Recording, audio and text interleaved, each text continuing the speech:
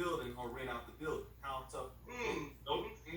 So I'm glad you hit that. That's another barrier that we have too. Like in most cases, commercial space in California, well in the Bay Area, is anywhere from let's just say 75 cents to maybe $1.50 a square foot. The average price that people want when they find out you in cannabis, $4 to $6 a square foot. No questions asked. You gotta pay that kind of rent. You don't even have money. You haven't even made no income. You have to have this space set up and pay this rent before you can even get. It's kind of like a reverse one on drugs. Kind of been like it's like a kind of like set us up to fail. You know what I mean? You put us out here, no education, no funding. We have a technical assistance program in Oakland, but let's just keep it a band. They want me to come work for them.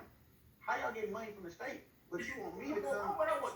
Y'all making me feel like, why would I want to be in the dispensary? You know what?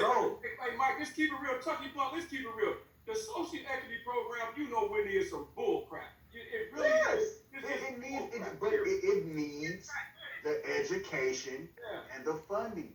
The equity person in our city is a city administrator. He doesn't know about cannabis. Greg does a great job administering what he's told to administer. But that's it.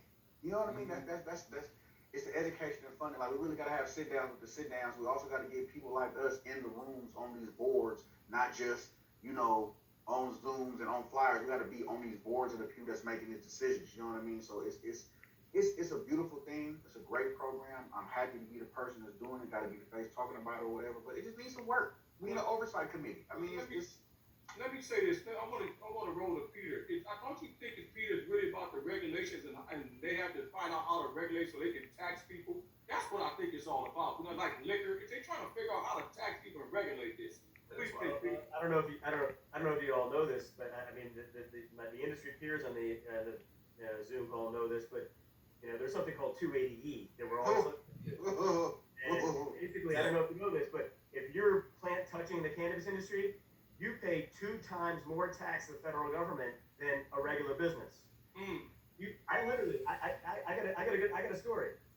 I was an owner of 2 dispensaries in Nevada a couple years ago, 2017.